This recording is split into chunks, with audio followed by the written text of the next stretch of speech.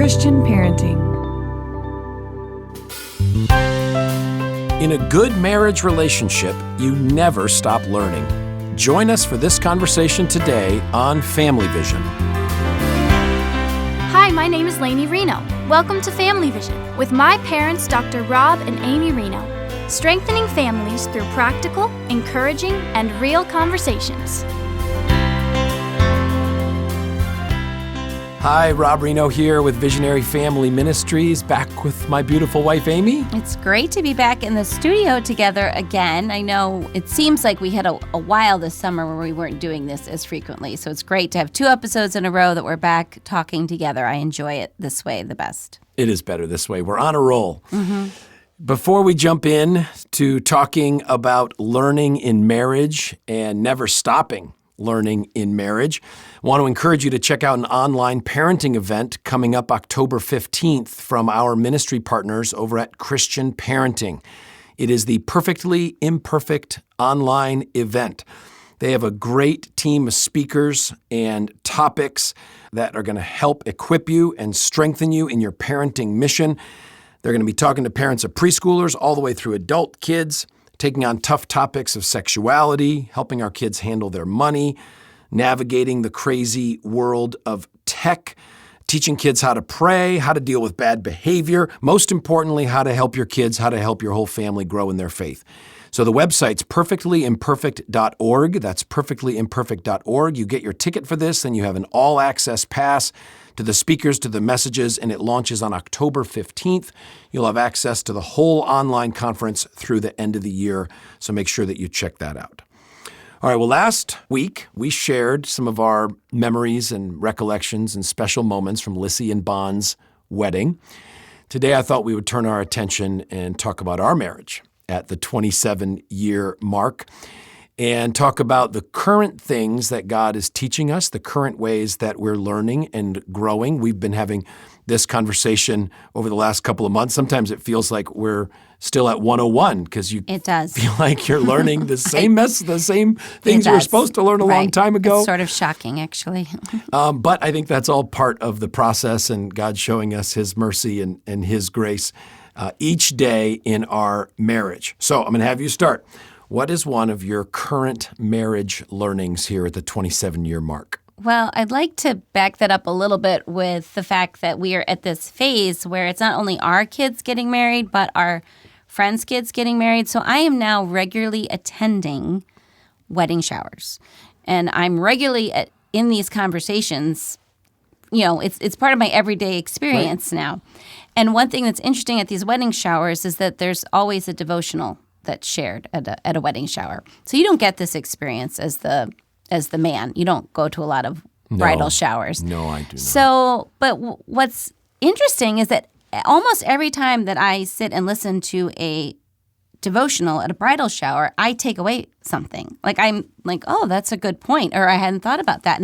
And all of us as women are talking about, wow, I hadn't thought about that before. One that stands out to me was in a recent shower where they talked about how important it is your first year of marriage to establish a rhythm for your marriage, and that the rhythm of a date night, you know, that you want to establish these healthy patterns early, and the rhythm of praying together. And, you know, I realized that that's something we did not do well in our first year of marriage. When we first got married. And whether maybe someone gave us that counsel and we just didn't, you know, do it. I can't tell if I didn't hear that message or maybe I was told and didn't receive it. It could be either way. But, you know, learning that it's never too late to start new patterns. And sometimes I think the enemy can kind of get you feeling discouraged when you feel like you're learning something new at 27 years, or you feel like you're not good at something. But in reality, you're getting that information for a reason, and it's never too late to put these new patterns in. And like you said, as you opened up, really, we always need to be learning. And along in that same vein is that we're doing premarital counseling now with couples that are our kids' ages, which is very interesting, I have to say, because you and I did a lot of premarital counseling for all those kids in our youth group. And we look back at that, like, you know, when we were 25, being married for 2 years, doing premarital counseling, yes, I do have a degree in therapy, but I still question how helpful we were. I think we were overall helpful, but I mean, I think we're a lot We more. at least shared some key Bible verses. Yes, we did. And I had a background in counseling. I mean, yes, but I've learned so much since then. I feel like we are a much better team for premarital counseling now. But it's funny to get to know our kids' friends this way. I feel like I have an intimacy now, and their friendship, oh, wow, we've talked about some pretty interesting topics together, haven't we?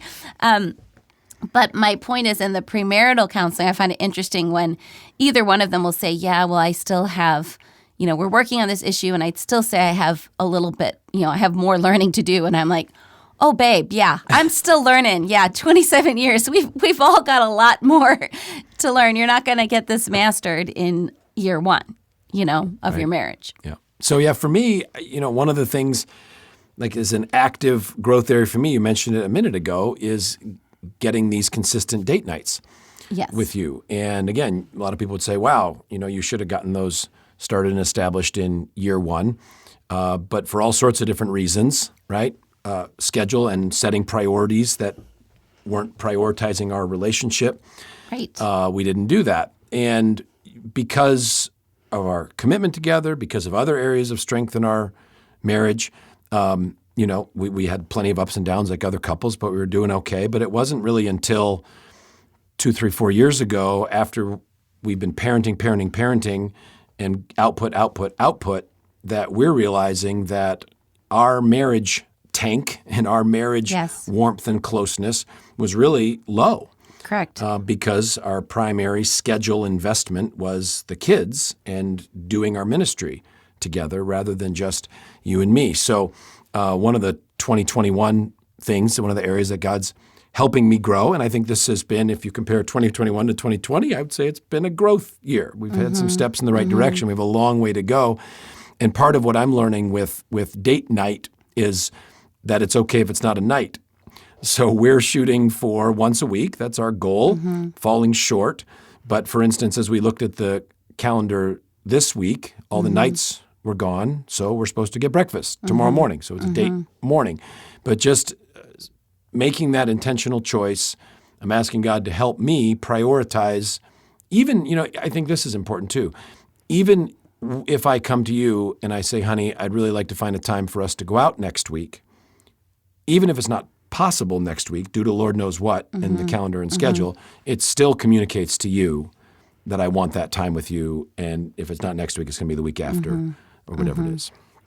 Yeah, and that's been so important to me, that we are more intentional with trying to make these date nights or date times really happen, because I think us both being extroverted, we tend to think a lot of things outside of our home and outside of just our own personal life, because that's just naturally who we are. And I think it's important for couples to know that you can get into these bad habits and you don't realize you're getting into them. And I was just having this conversation with RW and Emily and my sister-in-law Meg the other night, saying how we got into that habit was that we kind of depended. We had kids' night growing up. Do you remember how the kids would all go to the library and we'd get little videos for them to watch, and they would be in their own space and have their own dinner, and they got to be in there. We knew that we were going to have uninterrupted time, and while we were calling it kids, they knew it as kids' night. We knew it as grown-up night, because we could sit in the other room and talk and debrief and relax, and we didn't realize that really kind of was our date night, because we couldn't afford babysitting and it just worked that way. But as our kids got older and our family changed, we were losing that time, and it kind of was escaping both of us that we were losing the time, because it truly was like the frog in the boiling pot of water. You just didn't know that you weren't having time together anymore. And these changes happen to our families as our kids get older and life changes, and you don't realize it, I think. And that's just important to give each other a lot of grace. And another thing that I feel is interesting is that I am still learning, and we've been just talking about this in premarital with that couple the other night, of how important it is as a wife, as helper of her husband, and how important that role is. And yet I've been married to you for 27 years, and I still feel like I have a lot to learn on how to help. like how to understand your own husband and what is helpful to him and what isn't helpful, because so often what I think would be helpful isn't helpful.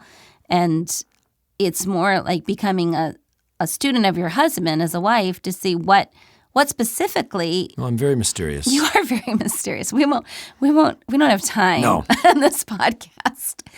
There aren't enough words, really. But the point is, it's not an easy job that I'm still learning. And I say that with all due respect. It's true. All right, here's another 101 area that I'm kind of actively growing in right now. Again, as I share this, it's going to sound like something that I should have mastered and graduated from, but authentic sharing. I am growing in my need to listen without interrupting. Mm-hmm. The Bible says, husbands, live with your wives in an understanding way. So if I'm going to understand you, I have to listen to you. I remember, this was a while ago, but you came to me and you said, Rob, there's something I'd like for you to, I'd like to talk to you about, and it's really important that you just listen and not interrupt me. And I'm like, well, you don't have to ask me not to interrupt you. I mean, of course I'll just listen to you. It's no problem. So you start talking, and about a minute into what you were saying, I was like, hey, and it dawned on me, like, okay, you had to ask me not to interrupt you because I have a pattern of interrupting you. Good learning for me. Right. So something I just really need to work on, and I think it's a key way that I have to learn to communicate respect to you, making sure that you are feeling heard, that you are feeling understood. And in your defense, I come from a constantly interrupting family myself. So we tend to be a family of interrupters. Like, we could all work on that. So Thank you for softening the blow. There's just, I mean, you've come by it naturally through many means. But yes, that means a lot to me when I know that you're listening, and that you aren't interrupting and letting me get, my many, many words out, which I realize is many, many words. It just takes a lot of words. The other thing I find that has been encouraging me is to keep reading new information, and that you're never too old to be accessing a good new resource for marriage. And we do this as a couple. That's one thing that's changed, I would say, over the last couple of years, is that we're very proactive on some of our times and making sure that we're getting this input because we really feel that we need it. Often people think because we have this marriage family ministry that we have this perfect marriage, which just isn't this case. This ministry is born from the struggle, people. And so we are always on the lookout for good input. And one that I have found is this book called His Needs, Her Needs, which I found at our church resource table. And I picked it up right away because my mentor, Carol Boo, always said that this was her favorite marriage book, that it really made a difference for her. And so I picked it up, and I've just been learning a lot. And I really like the subtitle of this book is kind of odd. It says Building an Affair-Proof Marriage. And I remember Carol saying that she really didn't like how she phrased the book that way, but I now, reading it, understand why this author did do that, and it's very powerful. But one thing I've been convicted on is one of the man's needs. I don't know if you know this is one of your needs, but it's recreational companionship. Yes. And I think about our honeymoon, how we golfed together. Like that we with alligators. Yes, on Hilton Head, South Carolina. Like we didn't really golf ever since our honeymoon. We've gone to the driving range a few times, but we've never been on a course together. But what I was more struck with the recreational companionship is they were saying, like, even if a wife doesn't engage with all the, doesn't have to do everything her husband does, but she has to be very supportive and excited about it. And, and this is just honest reflection here. Something I've not done well in recent years is being very, positive about all the fishing, because that has been something that, like when we first got married, oh, you love to fish. Oh, I like that. I can get really excited about. And then, just it came to the point where sometimes as a wife, I'm like, okay, my husband's a little obsessed with fishing. Can't get that excited about that, and this book was really kind of challenging me on how important it is for me to be excited about your recreational pursuits, even though if it means I don't need to necessarily go with you fishing. But that's why, and even this is even before the book, that's why I chose to go with you that night at Camp Four Springs to sit. And even then, you were really trying to make me fish, and I didn't really want to fish. You caught a nice one, though. Yeah, but you kind of forced me to catch it. But I actually might have caught it and gave you the pole. You did catch it and give me the pole. And you really wanted me to like have this experience of catching a fish. And now, lo and behold, I read this book, and it says there's a reason that's normal. Like you would want this. That is normal. Yes. You want this yes, I do. Recreational companionship. So that was, I'm learning. I love it. All right. One more for me.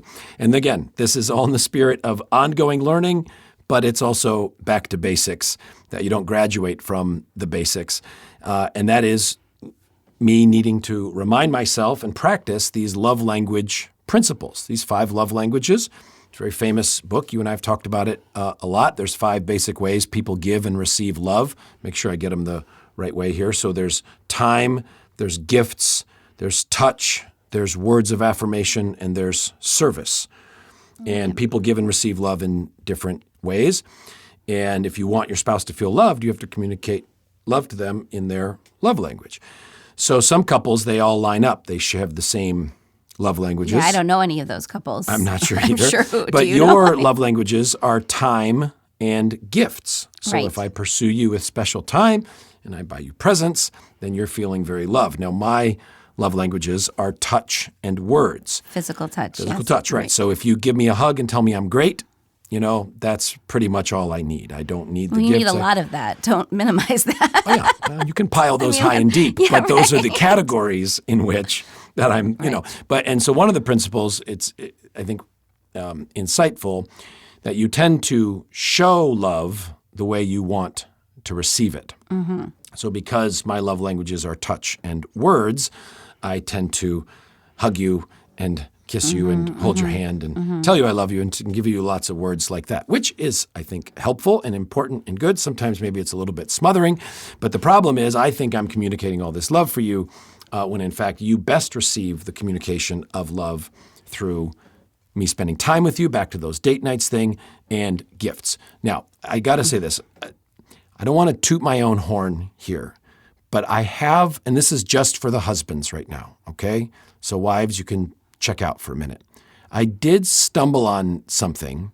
I think I invented it. I don't know. I've never heard anybody else do this before. I really have no idea what you're going to say. Okay, well, you hang with me. I think I invented it, and honestly, it's a great idea, especially for a wife that likes gifts. Oh, no, I know what you're going to say. On our children's birthdays, okay, we have 7 birthdays with our children, I, a few years ago, started giving Amy a birthing day present because she was a critical ingredient in the child's birthday. Right. Okay, and she was the hero of the day. So a little birthing day present to celebrate Amy, and because she loves gifts, it's a way. Now, this is 7 additional gift days on the calendar. It works very well for me. Yeah, well, that's on top of what else we have? We have birthday, we have Christmas, we have Mother. You're going down this tangent way too long. Well, okay, all I'm saying, all right, and I'll give Amy a lot of credit here too, that I don't always deliver the birthing day present because there's some birthdays that I forget or I can't or whatever. And she's been, because part of the problem. I don't expect it. That's what I mean. I don't expect it. That's the downside. If you try to do this, then you set an expectation. Right, and then if you but I don't expect it. Right, which it's I always really, a nice really surprise. appreciate. I'm actually wearing the earrings that you just gave me, which I really like. Those are awesome. Yes, You look very great in much. those. I really like them. So all that to say, big point. What am I learning at 27 years of marriage? That these love language principles are critical, and that it's not like I learn them once, put them into practice a little bit, but I have to keep learning and keep practicing them. Right. And along with that, I think what you were saying is, we go back to my His Needs, Her Needs book, because I haven't even shared with you this phrase yet, but I think it's really, really helpful. And it's been kind of eye-opening to me that, when he talks about a woman's basic need for affection and a man's basic need is for sex, and that those are 2 important needs, but different in the wife and the husband. And I didn't think, like you just said, because I'm not a physical touch person, like I wouldn't have thought that I had that high need of affection. But he really explains, affection is not just physical touch. He says affection is the atmosphere while physical intimacy is the event, and that when you have affection in your home and that's meeting the need of the wife, that then it's easier for the wife to meet, to be proactively meeting the need of the husband for physical intimacy. And so I thought that's been helpful for me. It's because it really has been able for me to realize that I need to keep prioritizing, that physical intimacy. And it's so easy, again, as life gets busier and we as women have, we feel drained often at the end of the day, that understanding how important physical intimacy is to our husbands, so it's not something that we can ignore. And if we do ignore it, there will be really negative consequences in our marriage because of that. Yeah. Well, and all these things we've talked about today, you wrap them in this essential ingredient of a commitment to God and a commitment to each other, where we're asking God to help us lash together when the storms come. We face all the same pressures that you face in your life, and asking God to help us to choose rather than those pressures pushing us apart, asking God, okay, Lord, let all the pressures we're dealing with push us closer together. We want to lash ourselves together, throw our anchor on Christ. Well, we share a lot more of our journey and the scriptures that have helped us in our book, Visionary Marriage, and it's time for a second edition of that book. We wrote a new edition of Visionary Parenting a couple years ago, and a lot of the things we're talking right now could be a part of that second edition.